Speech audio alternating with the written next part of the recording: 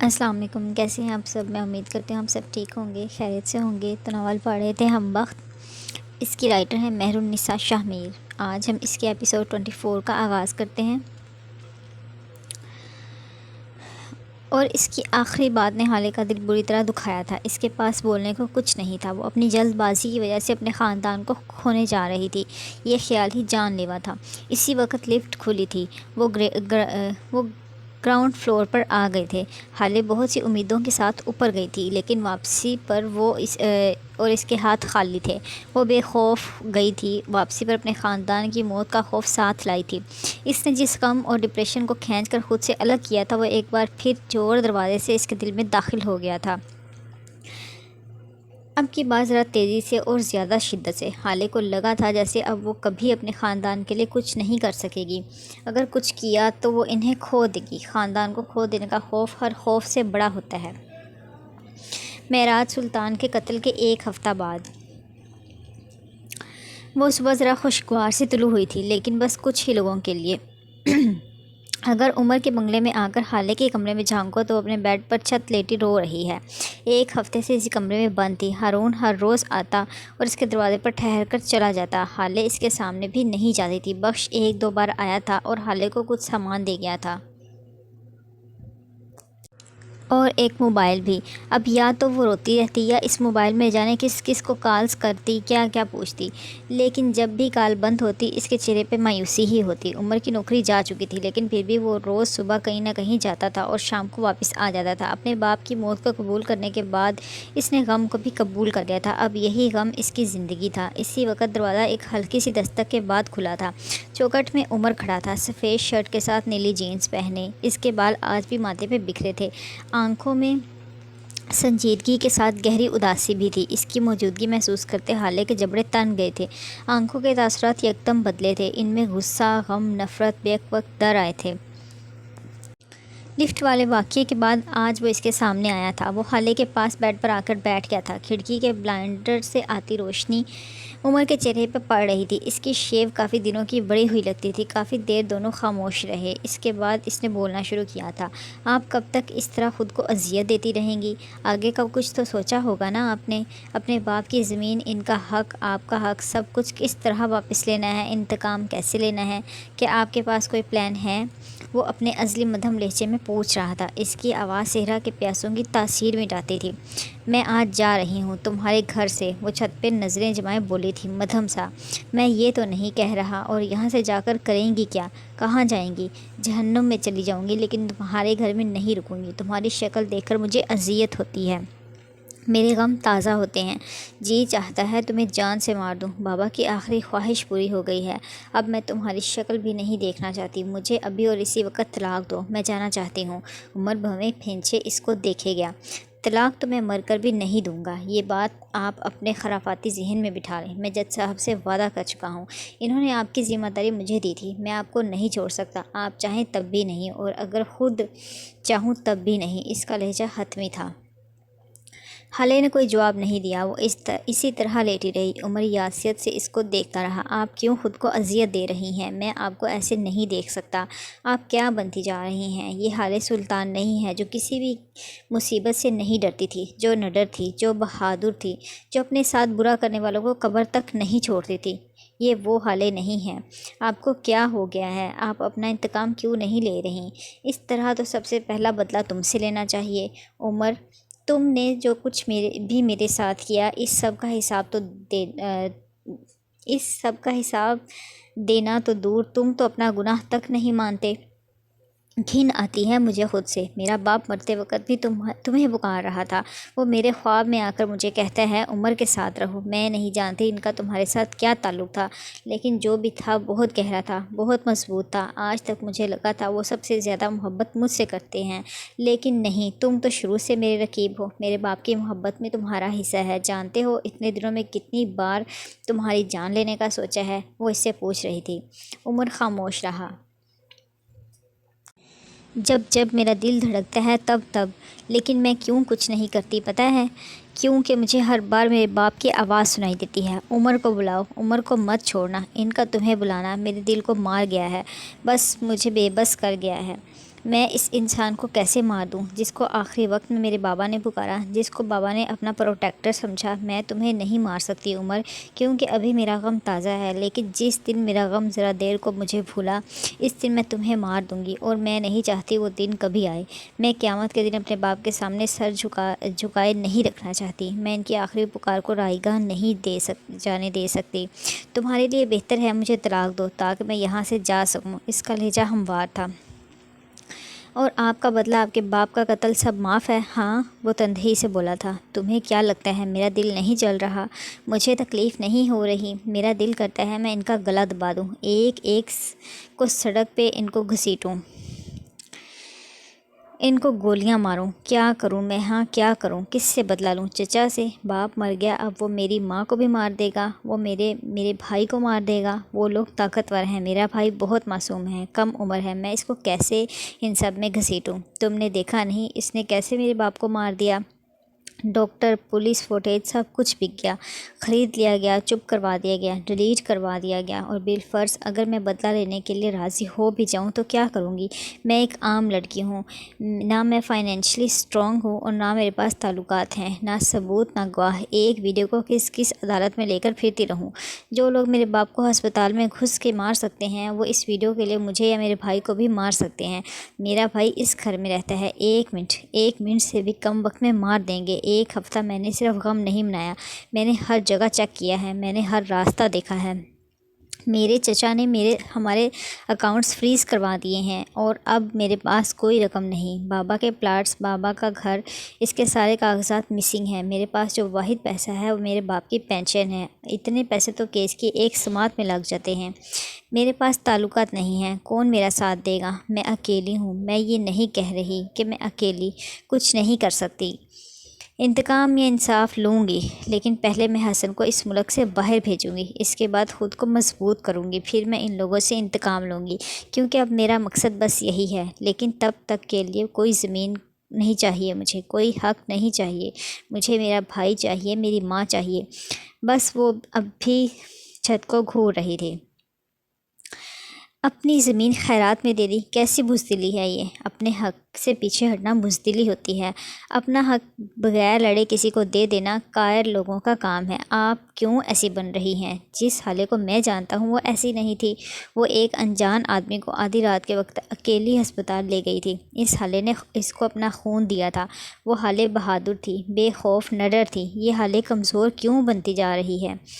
آپ نے میرے پیروں کو جھلسا دیا، حالانکہ آپ تو کسی کو تکلیف میں دیکھ بھی نہیں سکتی تھی، اب آپ کو کسی کو تکلیف دینے میں مزہ آنے لگا ہے۔ آپ کا دوست ہر روز آ کر یہاں صبح سے شام تک کھڑا رہتا ہے، دھوپ، گرمی، بارش کیا ہے جو وہ برداشت نہیں کرتا، لیکن آپ اس کو دیکھنا تک نہیں چاہتی۔ آپ کا بھائی، وہ کتنا معصوم اور کمسن ہے، اس کو آپ کی ضرورت ہے، لیکن آپ کا تو اپنا غم ختم نہیں ہو رہا، آپ خود کو اذیت دیتے دیتے اس کی عادی ہوتی جائیں گی۔ ٹھیک ہے، جب کوئی اپنا مر جائے تو مناؤ سوگ، رہو گلٹ میں رہو غم میں، رو ماتم کرو، لیکن ایک اسٹیج ریکوری کا بھی تو ہونا چاہیے نا۔ ریکور کریں حالے، یہ بہت ضروری ہے، مرنے والوں کے ساتھ مرا نہیں جاتا، باقی رہ جانے والوں سے منہ موڑا نہیں جاتا۔ مجھے سزا دینا چاہتی ہیں، دیں، کوئی ایسا ثبوت میرے منہ پہ لا کر ماریں کہ اگلے سانس لیتے ہوئے بھی شرمندگی محسوس کروں۔ میں یہ آپ کے خالی خلی الزام پہ کوئی یقین نہیں کرے گا۔ آپ کا باپ مر گیا ہے، ماں مر جائے تو اپنے لیے دعائیں خود کرنی پڑتی ہیں، باپ مر جائے تو اپنا باپ خود بننا پڑتا ہے۔ کہتے ہوئے دل 100 بار ڈوب کر ابھرا تھا۔ اب اپنا باپ خود بنے، جانتی ہیں باپ کون ہوتا ہے؟ وہ دھیمے لہجے میں بول رہا تھا۔ حالے لاشعور طور پر اس کو دیکھے گئی، وہ جو ساری دنیا سے بیسٹ دے، جو اپنا غم چھپا کر اولاد کی خوشی منائے، جو آپ کے لیے ہمیشہ بہترین سوچے، کسی کام سے روکے تو کسی پہ فل سپورٹ کرے۔ ماں کو دیکھا ہے، کبھی اولاد کی سچی جھوٹی ہر بات پہ یقین کر لیتی ہیں، لیکن باپ وہ ہر بات پہ یقین نہیں کرتا۔ اس کو یقین دلانے کے لیے ثبوت لانے پڑتے ہیں، جان مارنی پڑتی ہے، وہ ہر بات پہ ہاں نہیں کہہ دیتا، اسے ہاں کروانے کے لیے محنت کرنی پڑتی ہے، کبھی جھوٹ تو کبھی بہانے بنانے پڑتے ہیں۔ وہ آپ سے سارا دن لڑے گا، ڈانٹے گا، لیکن دنیا کے سامنے وہ آپ کو ڈیفینڈ کرے گا۔ ہر کوئی آپ کا باپ نہیں بن سکتا، بلکہ کوئی بھی آپ کا باپ نہیں بن سکتا۔ اس کے مرنے کے بعد بس آپ خود صرف اپنے باپ ہوتے ہیں۔ آپ کی ماں ہر جگہ بنا سوچے سمجھے آپ کے لڑنے پہنچ جاتی ہے، لیکن آپ کا باپ وہ پہلے سارا مسئلہ دیکھتا ہے، پھر سوچتا ہے، پھر ثبوت یا گواہ لاتا ہے، اور پھر جا کر ان لوگوں کا گریبان کھینچتا ہے جنہوں نے آپ کے ساتھ غلط کیا۔ ثبوت لائیں حالے، میرے خلاف ثبوت لائیں، پھر لڑیں، سزا دیں، گریبان پکڑیں۔ اس کی آواز میں نرمی تھی۔ حالے اٹھ کر بیٹھ گئی تھی۔ تمہارے پاس کیا ثبوت ہے کہ تم بے گناہ ہو؟ تمہارے پاس بھی تو بس الفاظ ہیں، تم کیوں ثبوت نہیں دیتے عمر؟ عمر چند ثانیے اس کو دیکھتا رہا اور پھر اپنا موبائل اٹھا کر اس پہ انگلیاں چلانے لگا۔ حالے سلطان، میرے پاس ثبوت ہے، یہ میرے گھر کے داخلی دروازے کی فوٹیج، CCTV فوٹیج ہے، یہ دیکھیں۔ اس نے موبائل حالے کے سامنے کیا تھا۔ حالے نہ جانے کیوں بس اس ویڈیو کو دیکھے گئی۔ عمر چلتی ویڈیو پہ انگلی رکھ کر اسے بتاتا جا رہا تھا، یہ دیکھیں، یہاں 9:30 ہوئے ہیں، یہ آپ کے اغوا کا وقت ہے، اور میں اس وقت گھر پہ تھا، اپنے دوست کا کچھ سامان اپنی گاڑی میں رکھوا رہا تھا۔ حالے اسکرین پر چلتے مناظر دیکھے گئی۔ عمر اپنی گاڑی سے ذرا فاصلے پر کھڑا تھا، فون پہ کسی سے بات کرتا ہوا۔ اب اس نے ویڈیوز آگے کی تھیں۔ یہ 20 منٹ بعد کی فوٹیج تھی جس میں عمر گھر کے اندر جاتا دکھائی دے رہا ہے۔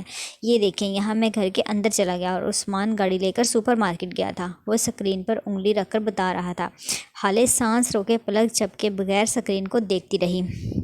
اور یہ آخری ثبوت، یہ دیکھیں، جب میری گاڑی اندر آئی تو اس میں بس عثمان ہی تھا اور میں اندر سو رہا تھا۔ اب اس بیچ کس نے آپ کو میری گاڑی میں ڈالا اور کس نے یہ سب کچھ کیا، مجھے یہ پلانٹ کیا میں نہیں جانتا۔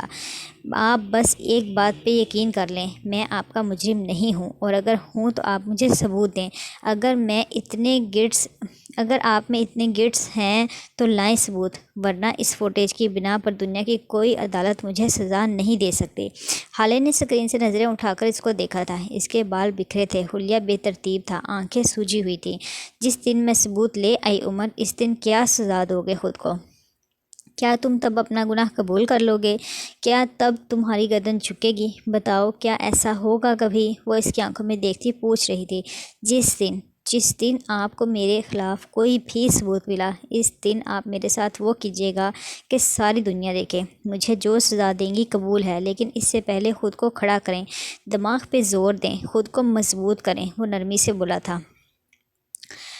تم مجھے طلاق دے دو۔ اس کی سوئی اب بھی ایک ہی جگہ اٹکی تھی۔ عمر نے گہری سانس بھری تھی۔ ٹھیک ہے، دے دوں گا، لیکن 6 ماہ بعد۔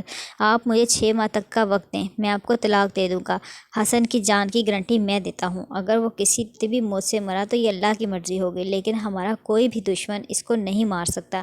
یہ آپ کو میں کہہ رہا ہوں، عمر حیات کہہ رہا ہے، اس پہ یقین کریں، کیونکہ آپ کا باپ مجھ پہ یقین کرتا تھا۔ ساری دنیا سے زیادہ یقین میں آپ کو فائنینشلی سپورٹ کروں گا، تعلقات میرے استعمال ہوں گے، ایک جگہ میں آپ کے ساتھ جاؤں گا۔ پہلے ہم اس آدمی کو ڈھونڈیں گے جس نے آپ کو اغوا کیا، اس کے بعد یعنی تم خود ڈھونڈو گے۔ وہ استہزائیہ ہنسی تھی۔ عمر نے گویا دھیان ہی نہیں دیا۔ پہلے ہم آپ کا مجرم ڈھونڈیں گے، اس کے بعد ہم آپ کا حق لیں گے۔ اس سب کے لیے پلان چاہیے، دماغ کا، حاضر ہونا چاہیے، غم کو سائڈ پر رکھ کر سوچنا ہوگا۔ آپ سمجھ رہی ہیں تم میرے لیے اتنا کچھ کیوں کرو گے؟ میں تمہاری مدد، تمہارا پیسہ، تمہارے تعلقات کیوں استعمال کروں؟ تم کہہ رہے ہو کہ تم میرے ساتھ جاؤ گے، یعنی تم سارے ثبوت میرے ساتھ چل کر مٹاؤ گے؟ کس خوشی میں کرو گے مجھ پہ یہ سارے احسان؟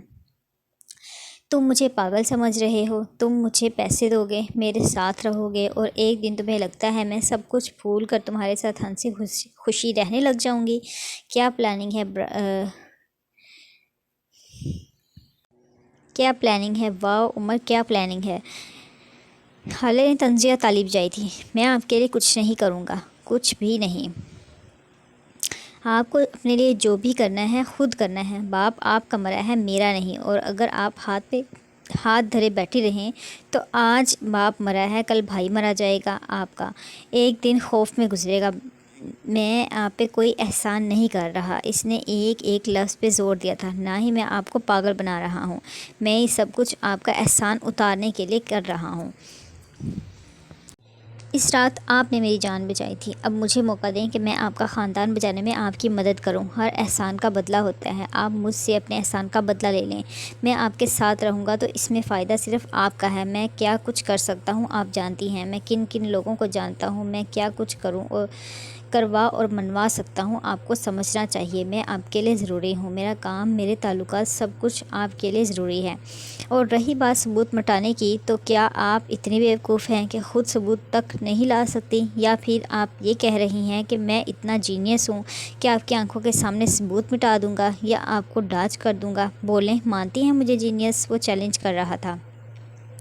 تم یہ سب کیوں کر رہے ہو؟ عمر کے چہرے پہ زخمی سی مسکراہٹ آئی تھی۔ پہلی بات، اگر سچ کہوں تو یہ سب اپنے لیے کر رہا ہوں۔ جج صاحب میرے لیے میرا خاندان تھے، آپ ان کی اولاد ہیں، انہوں نے آپ کی ذمہ داری مجھ پہ ڈالی تھی، میں ان کی بات، ان سے کیا وعدہ نبھانا چاہتا ہوں۔ وہ مجھے اتنے ہی عزیز تھے جتنے آپ کو، یا پھر شاید اس سے بھی زیادہ۔ یہ بات مجھے آپ کو بتانے کی ضرورت نہیں ہے، ان کی آخری ویڈیو میں آپ سن چکی ہوں گی۔ جس شخص کو آپ مرتے وقت پکارتے ہیں وہ آپ کے لیے سب سے زیادہ عزیز ہوتا ہے۔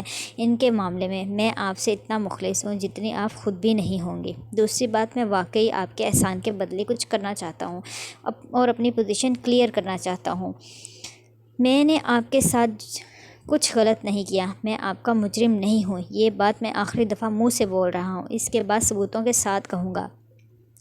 اور میرا قصور صرف یہ ہے کہ میں اس رات سو گیا تھا، مجھے سونا نہیں چاہیے تھا، یہ میری زندگی کی سب سے بڑی غلطی تھی۔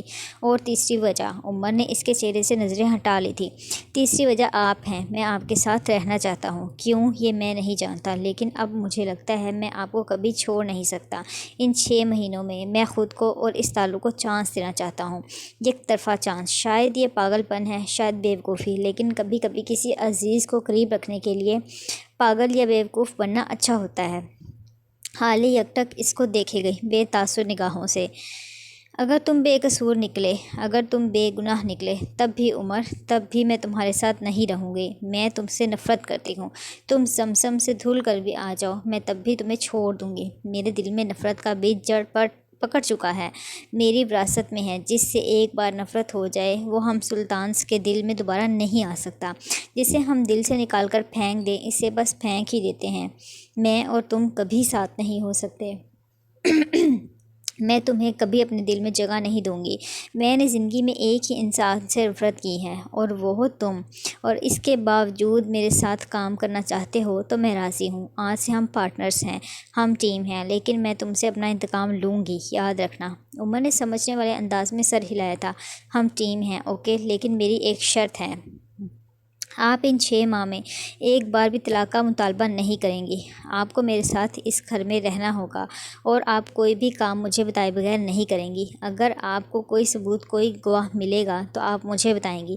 اگر منظور ہے تو آج رات 8 بجے میری اسٹڈی میں آ جائیے گا، ہم کام شروع کر دیں گے۔ وہ کہہ کر رکا نہیں تھا، لمبے لمبے ڈگ بھرتا چلا گیا تھا۔ حالے نے گہری سانس بھری تھی، آنکھوں میں کرچیاں سی بھر گئی تھیں۔ اس نے چہرے پہ ہاتھ پھیر کر خود کو پرسکون کرنا چاہا۔ وہ اس شخص سے نفرت کرتی تھی، اس کے ساتھ کام کرنے کو حوصلہ چاہیے تھا، ہمت چاہیے تھی، اسے اپنے دل کو مضبوط کرنا تھا۔ وہ ایک بار پھر بیڈ پر بیٹھ گئی تھی۔ جس کو دیکھ کر وہ کرب کی انتہا کو پہنچ جاتی تھی، وہ اس کے ساتھ کام کیسے کرے گی؟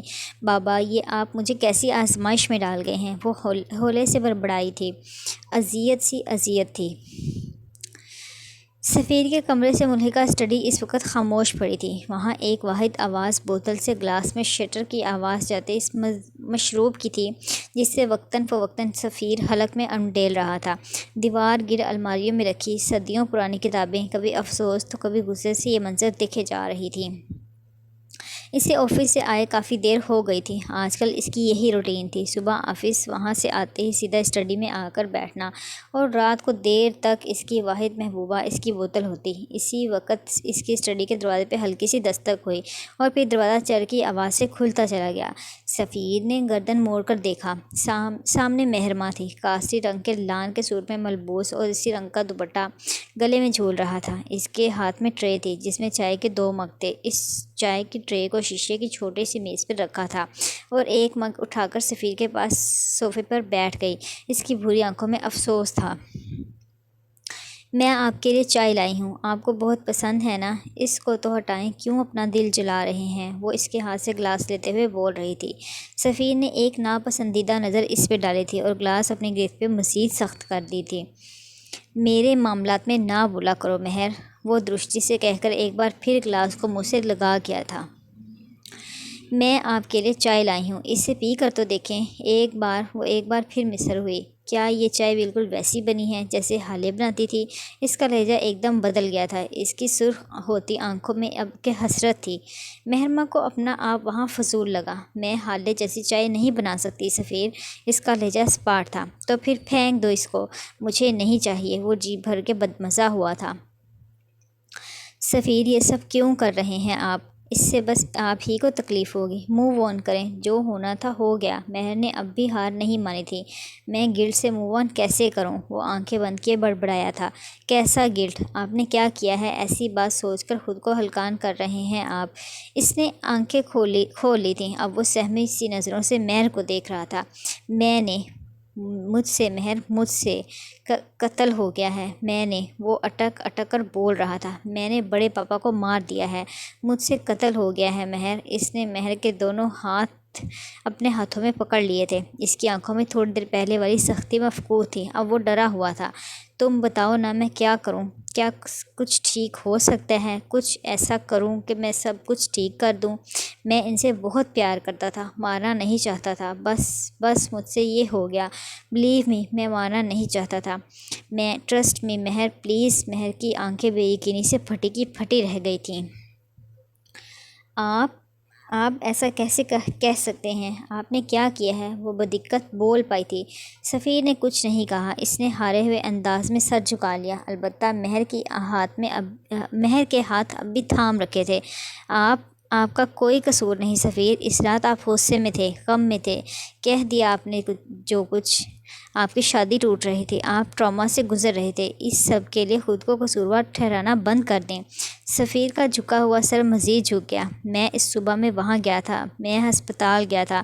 جب مجھے کسی سے پتہ چلا کہ بڑے پاپا نے حالے کا نکاح کروا دیا ہے تو مجھے بہت غصہ آ گیا۔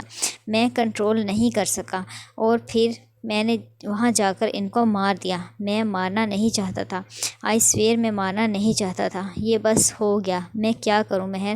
اب میں کیا کروں؟ میں قاتل بن گیا ہوں۔ میں نے اپنے بڑے پاپا کو مار دیا۔ میں آفس جاتا ہوں تو مجھے ہر جگہ وہ نظر آتے ہیں۔ میں گھر آتا ہوں، حسن کو دیکھتا ہوں، تب وہ مجھے ملامت کرتے ہیں۔ راتوں کی نیند اڑ گئی ہے میری، ایک پل کے لیے چین نہیں آتا۔ حالے کی بے وفائی کا غم اور میرے قاتل ہونے کا گلٹ، یہ ختم نہیں ہو رہا مہر۔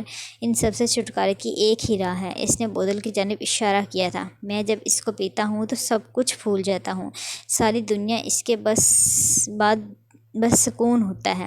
مجھ سے میرا ذرا سا سکون بھی چھیننا چاہتی ہو؟ اس کے لہجے میں بے قراری تھی۔ مہرماں ہونکو کی طرح اس کو دیکھے گئی۔ بٹا ہوا مرد ہونے کے ساتھ ساتھ وہ ایک قاتل بھی تھا۔ کیا اب بھی وہ اس سے محبت کرے گی؟ کیا اس کے ساتھ گزارا اب بھی ممکن ہے؟ اس نے دل میں سوچا تھا۔ جواب ہاں میں آیا تھا۔ چائنماز پر بیٹھی حسینہ بیگم کی آنکھیں نم تھیں، وہ نماز پڑھ چکی تھیں، اب دعا کے لیے ہاتھ اٹھا رکھے تھے۔ یا اللہ، آپ تو سب جانتے ہو نا، میں کتنی مجبور ہوں، کتنی بے بس ہوں۔ آپ سے بہتر کون جانتا ہوگا؟ میری بیٹی حالے، اللہ سائیں اس کی حفاظت کرنا، اسے ہر برائی سے محفوظ رکھنا۔ ان کی ہچکی بند گئی تھی۔ اللہ پاک، اس کو لگتا ہے کہ اس کی ماں نے اسے گھر سے نکال دیا، اس کی ماں نے اس کی نہیں سنی، لیکن آپ بس جانتے ہیں کہ میں نے اسے کیوں بھیجا۔ یا اللہ، اگر وہ یہاں رہتی تو اذیت میں رہتی، غیر محفوظ رہتی۔ جو آدمی میرے سامنے میری بیٹی کو جانوروں کی طرح مار سکتا ہے، وہ بعد میں اس کے ساتھ کیا نہیں کر سکتا۔ یا اللہ، میں نے بس اپنی بیٹی کی بھلائی چاہی تھی، وہ لڑکا، وہ عمر، مجھے یقین ہے وہ حالے کو کبھی نہیں چھوڑے گا۔ اللہ پاک، میں نے تو اپنی بیٹی کے لیے درست فیصلہ کیا، لیکن اس فیصلے نے مجھ سے میری بیٹی چھین لی۔ لیکن کوئی بات نہیں، بس وہ خوش رہے۔ اللہ، اس کی شکل بھلے نگین پر چلی گئی ہو، اس کا نصیب اس کے جیسا مت کرنا۔ اگر وہ یہاں رہتی تو سفیر و حاج بن جاتا، اور میری حالے دوسری نگین۔ میں دوسری نگین کو نہیں دیکھ سکتی تھی۔ اللہ، میں اپنی بیٹی کی تکلیف نہیں دیکھ سکتی تھی۔ جتنی محبت اس سے معراج کرتے تھے، اتنی میں بھی کرتی ہوں۔ ہاں، معراج نے اس کو ماں اور باپ دونوں کا پیار دیا تھا، لیکن جب معراج سو جاتے تھے تب اس کے ساتھ راتوں میں جاگتی تھی۔ جب وہ بیمار ہوتی تھی تو اس کا سکون میری گود ہوتی تھی۔ یا اللہ، کوئی کیسے کہہ سکتا ہے کہ میں اس سے پیار نہیں کرتی؟ میں نے اسے 9 مہینے اپنے پیٹ میں رکھا ہے، میں نے اس کو پیدا کرنے کی تکلیف اٹھائی ہے۔ کوئی بھی ماں باپ نہیں بن سکتا، کوئی بھی باپ ماں نہیں بن سکتا، کوئی بھی انسان کسی کی ماں نہیں بن سکتا۔ میں اس کی ماں ہوں۔ کوئی میرے دل سے پوچھے میں نے کس طرح اپنی بیٹی کو پٹتے دیکھا ہے۔ یا اللہ اس کا نصیب اچھا کرنا، چاہے وہ مجھ سے نفرت کرے، میں ہمیشہ اس سے محبت کروں گی۔ اگر 100 بار ایسا موقع ملا تو 100 بار اس کو عمر جیسے مرد کے ساتھ بھیجوں گی، کیونکہ اس کی ماں میں ہوں، اور ماں سے زیادہ کوئی بھی آپ کا غمخوار یا آپ کا محسن نہیں ہوتا۔ یا اللہ میری بچی کی حفاظت کرنا۔ انہوں نے دعا مانگ کر چہرے پہ ہاتھ پھیرا تھا، اب وہ کافی پرسکون تھیں۔ باتھ روم میں لگے دیوار گر آئینے کے سامنے کھڑی وہ خود کو غور سے دیکھ رہی تھی۔ رات کے 8 بج چکے تھے، لیکن وہ اب تک یہیں تھی۔ اس نے سفید رنگ کا سادہ جوڑا پہن رکھا تھا، ساتھ ہم رنگ دوپٹہ۔ وہ بار بار اپنے منہ پر پانی کے چھینٹے مارتے خود کو پرسکون کرنے کی کوشش کر رہی تھی۔ یکایک اس کی آنکھیں نم ہوئیں اور وہ وہیں واش بیسن پر جھکی رونے لگی۔ اسے اپنا باپ شدت سے یاد آ رہا تھا، اور دوسری وجہ عمر تھا۔ میرے خدایا، میں کیسے اس آدمی کے ساتھ کام کروں جس نے میری عزت 2 کوڑی کی کر دی؟ میں کیا کروں؟ میرے پاس تو کوئی جائے فرار بھی نہیں۔ اس کو دیکھتی ہوں تو میرا دل نفرت سے بھرنے لگتا ہے۔ اس کو سنتی ہوں تو ایسا لگتا ہے کانوں میں جیسے پگھلا ہوا سیسا ڈالا گیا ہو۔ اس کی موجودگی سے مجھے کراہیت آتی ہے، میں اس سے نفرت کرتی ہوں۔ وہ ہنوز نیچے جھکی روتی جاتی اور واش بیسن پر ہاتھ مار مار کر کہتی جاتی، مجھے اتنا مجبور کیوں کر دیا ہے اللہ؟ میرے باپ کو مرنے نہ دیتے تو یہ سب نہ ہوتا۔ اللہ میں کیا کروں اللہ؟ ہیمن کو بچاؤں یا پھر اپنا مجرم ڈھونڈوں؟ اللہ میرے باپ نے مجھے بوجھ کی طرح عمر کے حوالے کر دیا۔ اس نے میرے ساتھ بڑا ظلم کیا، میں نے اس کو خون دیا تھا، اس کو پھر بھی شرم نہیں آئی، اور میں یہاں سے نہیں جا سکتی۔ اللہ جب یہاں سے جاتی ہوں مجھے میرے باپا کی آواز آتی ہے، عمر کو بلاؤ۔ یہ آواز مجھے ہتھوڑے کی طرح لگتی ہے۔ انہوں نے کیوں بلایا اس کو؟ کیوں اللہ کیوں؟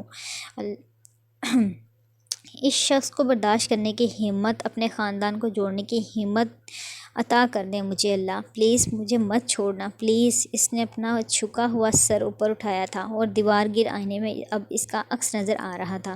سرخ متورم آنکھیں، سرخ ہوتی ناک اور بکھرے بال، ملگجا سا لباس، کیا وہ اس طرح کام کرے گی؟ اوہو، اسے سب سے پہلے اپنی حالت ٹھیک کرنی تھی، یہ ضروری تھا۔ تھوڑی دیر بعد وہ باتھ روم سے باہر آئی تھی تو اس نے فیروزی قمیض کے ساتھ سفید ٹراؤزر پہن رکھا تھا، ساتھ ساتھ ہم رنگ دوپٹہ بالوں کو جوڑے کی شکل میں باندھ رکھا تھا، جس سے نکلتی 2 لٹیں چہرے پہ جھول رہی تھیں۔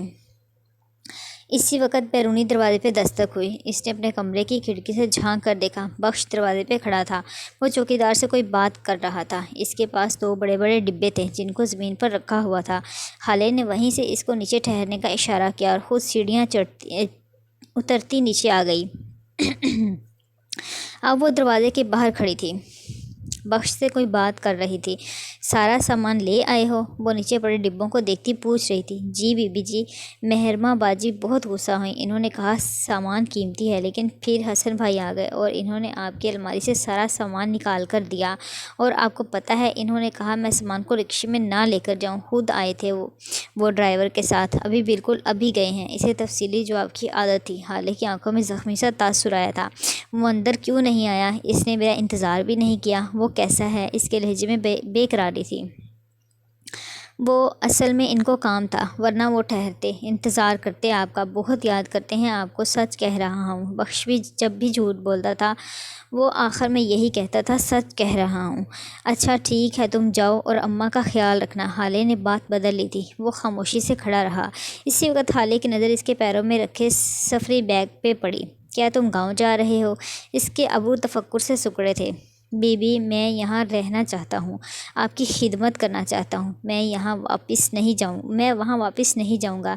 میں ان لوگوں کے ساتھ نہیں رہ سکتا جنہوں نے میرے مالک پہ ہاتھ اٹھایا، مجھے اور میری ماں کو معراج صاحب نے رکھا تھا۔ میرے مالک وہ تھے یا پھر آپ، میں وہاں واپس نہیں جاؤں گا۔ اگر آپ نے مجھے وہاں بھیجا تو میں گاؤں چلا جاؤں گا، لیکن اس گھر میں قدم نہیں رکھوں گا۔ وہاں کا کھانا کھاتا ہوں تو اب گلے میں اٹکتا ہے، خود کو بے غیرت محسوس کرتا ہوں۔ یا تو آپ مجھے یہاں رکھ لیں یا پھر مجھے گاؤں جانے دیں۔ اس نے ہنوز گردن جھکا رکھی تھی۔ حالے اس کو دیکھ کر گہرا مسکرائی تھی۔ ٹھیک ہے تم اندر آ جاؤ۔ وہ بالآخر مان گئی تھی۔ بخش کی باتیں کھل گئی تھیں۔ سچ بی بی جی؟ وہ خوشی سے پھولے نہیں سما رہا تھا۔ یہ لائنز یاد کرنے میں کتنا وقت لگا تھا تمہیں؟ وہ اس کو باغور دیکھتی ہوئی پوچھ رہی تھی۔ بخش گڑبڑا گیا۔